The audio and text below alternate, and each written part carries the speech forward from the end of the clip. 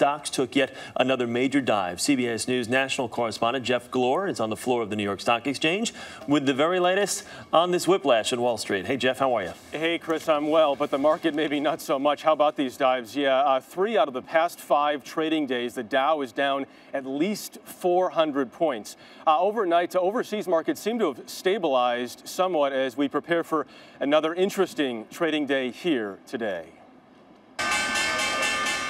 Wednesday's bell brought the close of another trading day, but it's hard to believe the end of all the uncertainty. It's breathtaking. The volatility is absolutely breathtaking.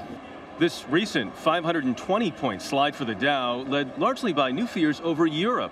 Severe economic problems in Italy and Spain have been in the spotlight. Yesterday, the focus was on France. There was some concern that France would have its own AAA rating downgraded, and that's because France is invested heavily in the debt of Spain and Italy, which already have big debt problems. French banks and U.S. financials got hammered. Bank of America down 11%, Citigroup 10%, Goldman Sachs 10% as well. Investors swiping money from stocks and stuffing it into safer investments, especially gold, which continues soaring to new levels. Gold prices spike at a time of uncertainty. This latest market slide has now taken the S&P down 18% since late April, the Dow almost 10%. But there's always perspective. Nothing goes one way forever, no matter how bad or how good the news is. There are always corrections. That's what stock trading is all about.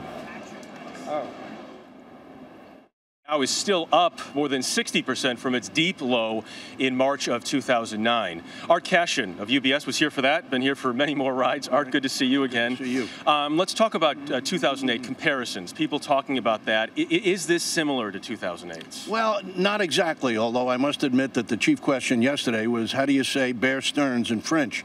The concern in Europe shifted from the debt of nations, the sovereign debt, to worrying about the financial institutions, yesterday particularly the large French banks. And that gave us a great deal of concern because when it gets into the banking system, as we learned in 2008, it can shift about quite readily. Was in the U.S. banking system, now in the European banking system.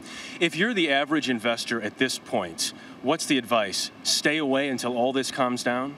Well, I think the advice is to pretty much sit tight. To act precipitously in this kind of a market can be very painful and very expensive. What I would say is you should review your holdings, see if you can add a little extra safety to them, and if you have a particular industry or company that you think is getting very attractive, set a target. We have a saying here in Wall Street on days like this, put in silly bids. Put in a very low bid that you think it may not get hit. And if the markets get crazy, they may throw a bargain in your basket. Because the markets can be silly themselves. Art Cashin from UBS, always good to see you, sir.